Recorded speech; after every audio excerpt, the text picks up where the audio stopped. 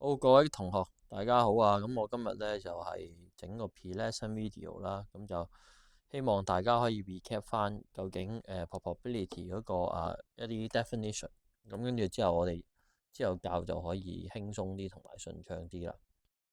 好，咁第一樣嘢我哋 review 嘅就係要 review 個 basic definition of the probability 啦。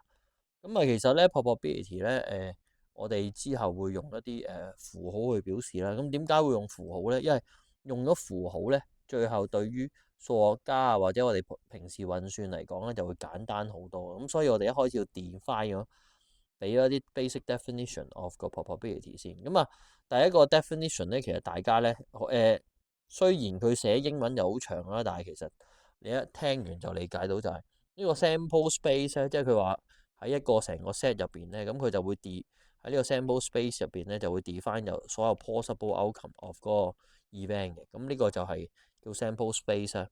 咁而喺 sample space 入邊咧，就有啲唔同嘅 event 喺度嘅。咁中間我哋就要希望計到呢啲 event 嘅 set 同 subset 嘅關係。咁除此以外啦，咁喺probability 嗰啲 event 咧，no matter 其中一個 event 又或者成個 sample space 都好啦。其實佢個 probability 咧只會喺0同1中間嘅啫，得唔得？咁而呢個 probability 係點樣定義嘅咧？就係由一個分數表示，就係由一個 favorable outcome 跟住 divided by total possible outcome。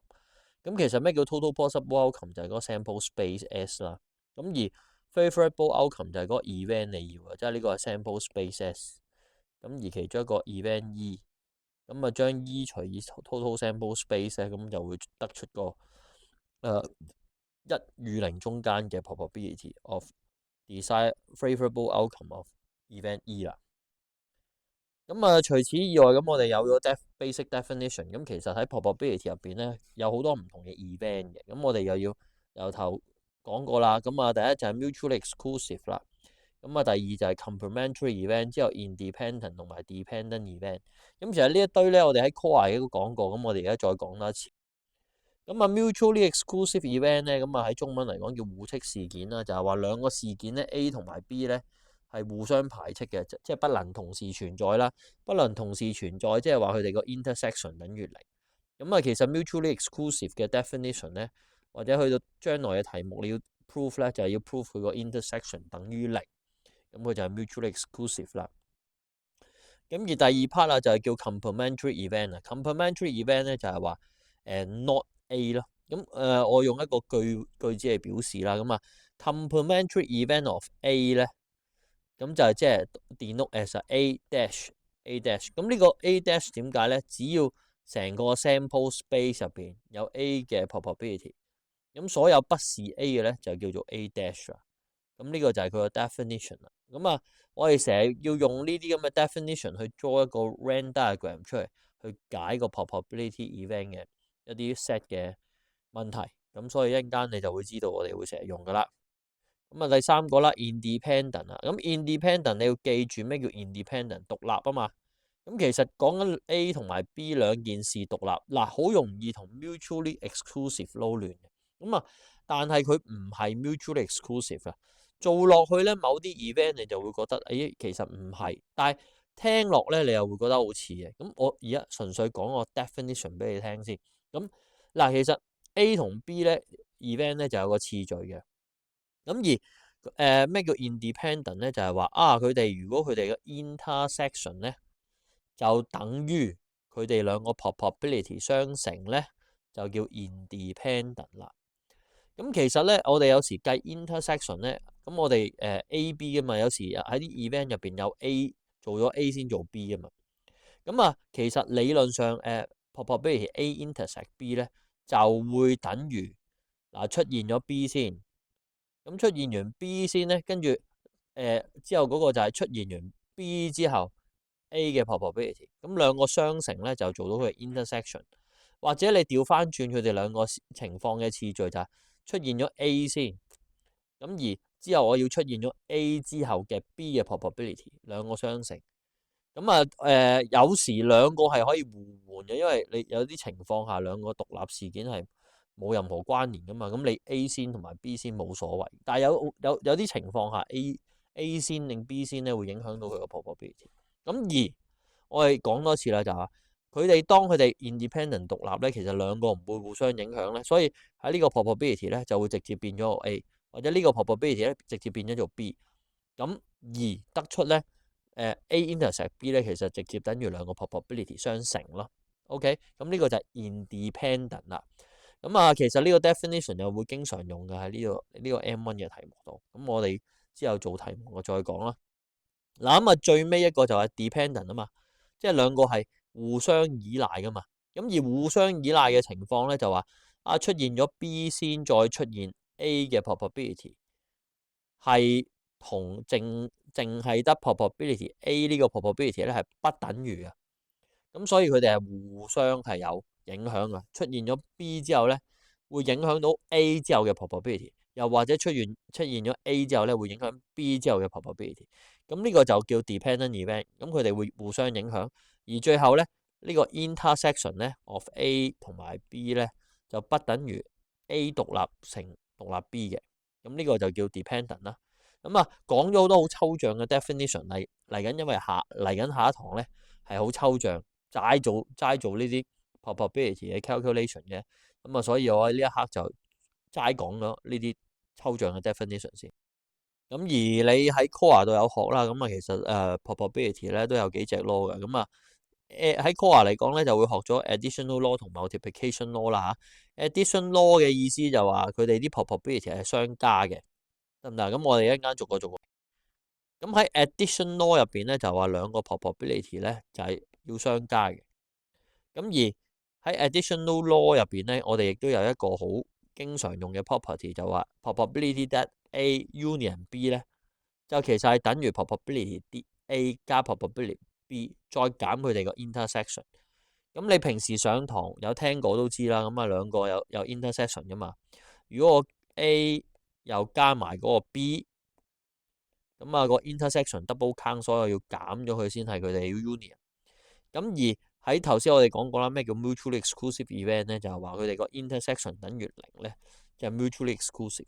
咁而得出咧，原來 A union B 咧，佢哋咧就係兩個 probability 相加。咁你會好容易睇到啦，兩件事如果係 A、B 係互斥嘅，咁個 union A 加 union B 直接就係佢 probability 相加啦。佢哋冇 intersection，唔使減咗個 double count 嘅 intersection。之後有講 multiplication law 啦，係嘛？multiplication law 其實就有啲似係 dependent 或者 independent 嘅延伸啦。咁就係話佢哋兩個 A intersect B 其實等於啲咩咧？就係等於出現咗 B 之後，出現 B 之後 A 嘅 probability 相乘，又或者出現咗 A 之後，出現咗 A 之後嘅 probability B 相乘。但係 once 如果呢個 situation 係 independent 咧，咁呢一個 probability 咧就會直接變做 B，呢個 probability 直接變做 A。咁原來 independent 底下咧，咁佢哋個 intersection 咧就兩個 probability 相乘。OK。咁而最尾呢個idea of the different law probability law 咧，就係話呢個 total law of total probability。咁其實 law of total probability 想講啲咩咧？咁呢個係最難嘅一個 idea 啦，就係話例如有個 probability A， 有個 probability B。by tree diagram 唔係，sorry，A 一個係 not A 嘅 event 啦，咁唔係 A 就 not A 啦。咁呢度係寫晒呢一刻 stage one 嘅 sample space 嘅。stage two 嘅 sample space 咧就係 B 或者 not B 啦。咁喺 A not A 入邊亦都可以 B 或者 not B。OK，咁喺呢個 total law of total probability 咧，咁如果我哋淨係 base on 而家呢個 tree diagram 咧，咁我哋會睇到咧 A 同埋 B 嘅關係係咪啊？A 同埋 not A 嘅關係。咁好多時咧，我哋咧淨係俾咗 A and B 或者 not A and B 嚟。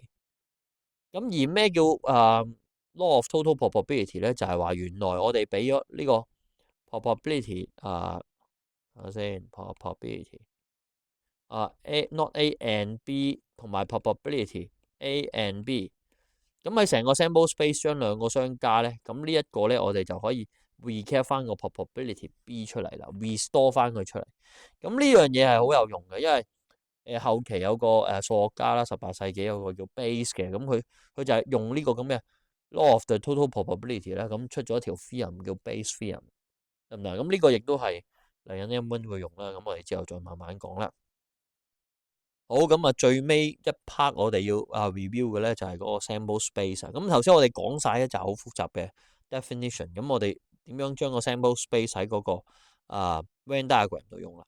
咁一開始啦，佢俾咗個 sample 嗰個 universal set 啊，咁呢個亦都話即係 total sample space be S。咁我哋多數嗰個 universal set 或者成個 sample space 用 S 去 denote 嘅。咁我哋見到啦，喺呢個 sample space 入邊咧有1至10個 number 喺度。咁我哋點樣用 Venn diagram 去處理咧？咁第一啦，原來咧喺個 sample space 入邊咧，我哋會有個event A，event A 就係24680咁佢圈住咗。event B 咧就係2357。我哋經過我哋畫完呢個 Venn diagram 之後咧，我哋就會見到啦。咁佢哋個 intersection A intersect B 咧，其實就係嗰個event 2啦，係咪啊？not A 嘅我哋亦都可以寫翻啦。係啲咩咧？除咗24680就係13579咯。我哋用一個 Venn diagram 去表示。最後啦，咁我哋有唔同嘅即係 Venn diagram 去處理嗰個 set 嗰個 A intersect B For example 呢個 situation 係 A intersect B 呢個 situation 係 A union B A 入 not A 係代表 A 以外嘅嘢啦。咁咩叫A union not B 咧？就係咁啦。咁其實我可以一開始逐個嚟。咩叫呢個 A B A？咁我哋要 A，咁我哋一定要呢度啦，中間要 A。咁撇除以外，仲要埋不是 B 嘅嘢。咁不是 B 嘅嘢係咩咧？就係外面呢一忽啦。咁嚟噶嘛？不是 B 得唔得？咁我哋咪要晒成節呢度啦，只係 B，淨係得 B 嘅地方唔要啫，其他要晒。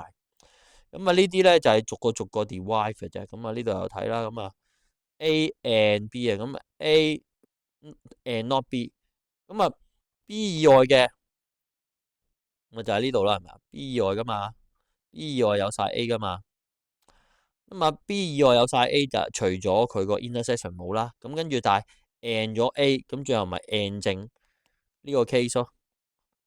所以就係得翻呢個食鬼樣咯，得唔得？not A and B 咁都係咁樣啫。慢慢你去試下 derive 去理解呢個 Venn diagram 究竟點樣 construct 嘅。好最尾啦，咁我哋recap 完所有重要嘅 idea，下堂要講之外咧，咁其實我都想講一講啦。其實點解我哋即係以前我哋都唔會特登將 probability 變做一啲 set theory 去做啦？咁點解要咧？其實咧，當年嘅數學家咧就發現咗有 probability 呢樣好正嘅嘢，去幫我 predict將來。咁之後咧，佢就慢慢突然間有去到某一刻咧，就有啲人認為 probability 可能要定義，因為我哋數學界咧去到19世紀開始就想用 definition 去 describe 晒成個世界。跟住之後就用 definition 去 describe probability。用完 definition 去 describe probability 之後咧，咁我哋覺得咧，其實當你用到之後咧，就其實個 probability 變得好清晰同埋好簡單、好準確。究竟 A 同埋 B 究竟講緊啲咩好準確？除此以外咧，個 definition 亦都幫我哋處理到更加複雜、更加恐怖嘅 complicated 嘅 events 或者一啲 composition event 啦。咁我哋希望原來 probability 用咗 set 之後可以處理到呢樣嘢。而最後咧就係我哋亦都可以用一啲好明確數學嘅方法去 prove 到 probability 係唔同 event 嘅一啲 property。咁呢一啲咧就係嗰個點解我哋要用 set 去處理 probability，而唔用我哋中三求其咁樣寫個 event， 跟住就計個分數就算啦。咁而除此以外咧，呢一堆都係 generate by AI 啦。咁我哋問佢就答咗。咁其實有啲咩用咧？其實根據我嘅記憶咧，我就記得probability 咧幫咗第二次世界大戰咧，美國咧就盟軍破解咗納粹嘅密碼，從而知道晒納粹嘅情況，跟住之後去打仗嘅。呢個係嗰個歷史嘅時刻啦。咁原來仲有好多唔同時刻，就係幫佢解決咗啲 public health 嘅問題，同埋即係二次大戰唔知打飛，即係去啲飛機點解唔會爆啊，或者點樣 saving life from the bomber in the Second World War。如果你有興趣，你可以再上網揾。咁啊，我喺呢個第3個 event 度咧，咁就揾咗段短片嘅。咁你可以一陣間喺睇完呢段片之後，下面有條 link 咧就係講呢段二次世界大戰嗰個情況嘅。咁而最尾咁，我哋亦都今年我哋都希望大家用多啲 AI 去學習，AI 去學習。咁啊，我亦都嘗試用 AI 咧去generate 咗一啲 prompts 啊，一啲指令，呢4種指令，咁啊去要求 AI 幫我整啲題目。咁啊，隻指令咧都整到嘅。咁啊，我建議你都試下喺呢4個指令度 copy 或者打幾句你諗到你覺得好用嘅指令落去 generate 下啲問題，咁啊幫下睇下有冇方法幫到大家去學好啲你嗰個數學啦，同埋或者學好啲呢一課 probability 得唔得啊？咁今日嘅 P lesson 就差唔多啦。咁大家有啲咩問題咧？下堂可以問啦。